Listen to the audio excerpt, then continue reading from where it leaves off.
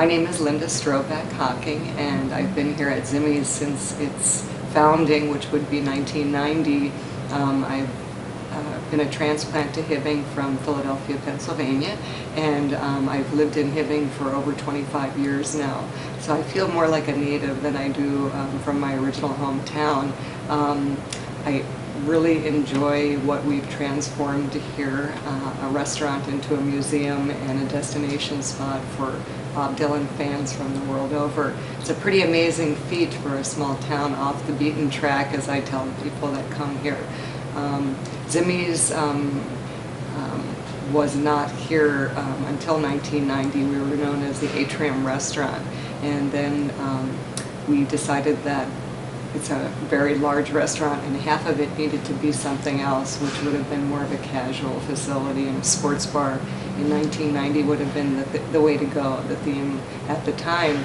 So we sat, a group of maybe 10 or 12 people, and discussed what name change there should be for this new entity, this sports bar in our restaurant.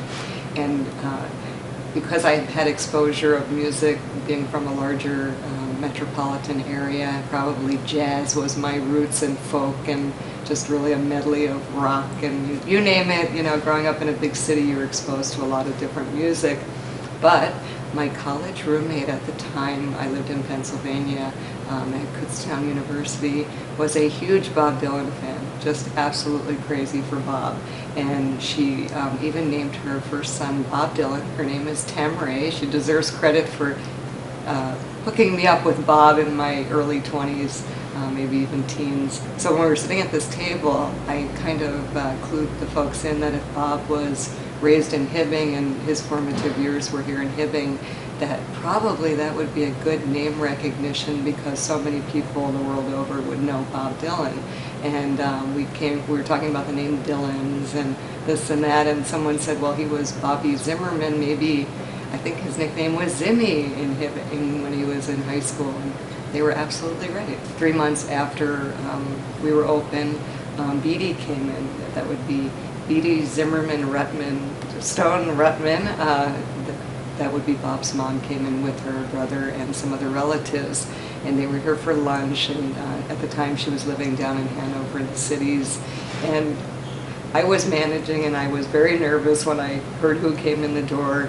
And she walked through Zimmys and knew everyone in the restaurant. They were all locals, and she was a gal that worked at Feldman's department store when she was here, and knew everyone. It was a small town. People knew people that were in the retail trade and just out there in the public, and she was very exuberant and outgoing personality-wise. So when she came in, she went and talked to table after table. Her family went to the left side and sat down for lunch, and she walked through the right. It probably took her an hour to actually be seated with her guests, but she introduced herself to my staff, the waitress, the bartender, and anyone that was here, as Bob Dylan's mother, which I thought was wonderful.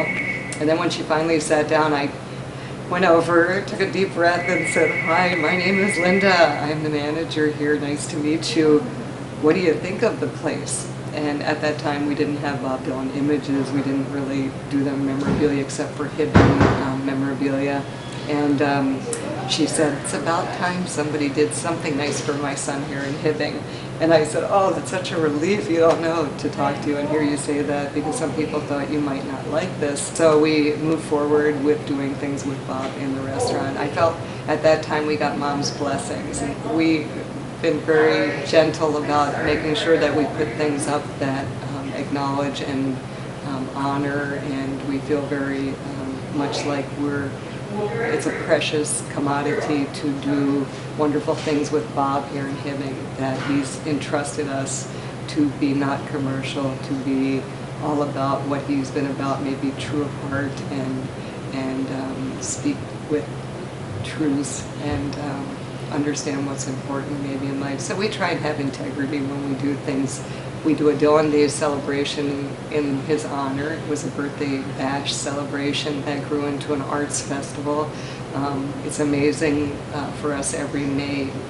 His birthday is May 24th, so when it comes around to Bob's birthday, we do all the arts in celebration of. So we do an visual arts contest, which in Zimmys, some of the winners of those contests, we purchase the art and put it on our walls for people to enjoy the whole year round and for years to come.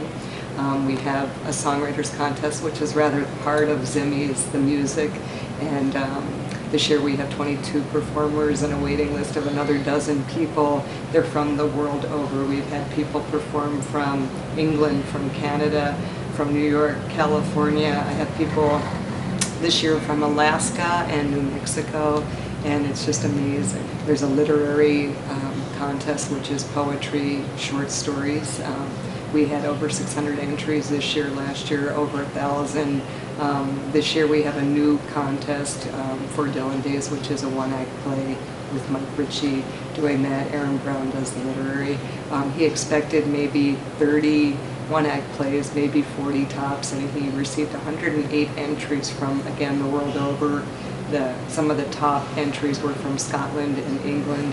It's amazing. We've been honored with documentary filmmakers coming through of all caliber, from the small to the large. We've had writers come through from the Netherlands and England all the way to New York and California. And that's Bob.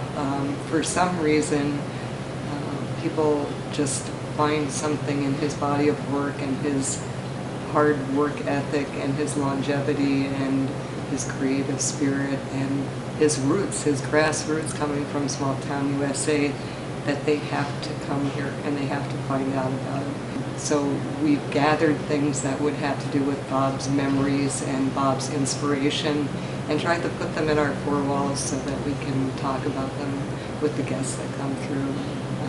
That's kind of Zimmys a little in a nutshell. What sparks my genuine feeling of love for what I'm doing here is the people that are just people, regular folks. We have a couple that comes up for Dylan Days every year from White Bear Lake. They were wonderful enough to go to the, I think, Minneapolis Transit and get us these huge subway posters that once they were taken down, who knows what would have happened to them. Well, they're in our collection here at Zimmys. That would be Roger and Deb, and they're true Dylan fans. When they get done work, they can't wait to go home and listen to Bob Dylan. I mean, they're through and through to the heart. And they've had some tough times as of recent years health-wise, and it gets them through, and they're really special people for us. We have a gal from Vista, California, Karen, who comes here every year for Dylan Days, who these people become family for us because they're so special, and we have such a joining once we start talking from the heart. And Bob has that little magical thread he weaves that people end up being a part of each other through him inadvertently. I mean, every walk of life, that doesn't affect how all of us relate to one another, whether we're artists or not artists. So Karen comes here every year and thoroughly enjoys meeting the hundreds of people that come to Zimmys and Hibbing. She goes around the town and takes in the small town feel because she's from a much more large city feel out in California.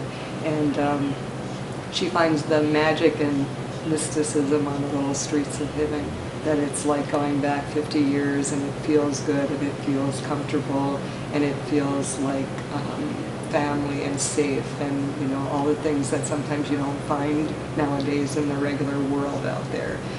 It's a little slower paced if you want it to be, and people fall in love with Hibbing, and we're all about that. They make us enjoy where we live. Everyone's got a Dylan story of some sort. Some have actually met him, and sometimes they find him talkative, and sometimes they find him quiet. You know, we just all have our moment, and whatever that is, you know, whether it has to do with actually being totally involved in Bob or something completely removed that just maybe has to do with something that he's quoted. He's a complicated character, I've learned over the years I've been at Zimmys. He can be very inspired and enlightened and very political, and angry about things, but he can be very lighthearted and trivial. He's like a human should be, which would be a gamut of emotions, and his creativity covers all levels. And so I think that's how he ties so many people into what he's been creating all these years. It's a pretty neat story for him too. I think that's why there's been a million books written about Bob Dylan. He's complicated, and everyone wants to try and understand him, and I don't know if you ever do. I think humans can be very complex. I don't know if he understands himself, so that's a good thing.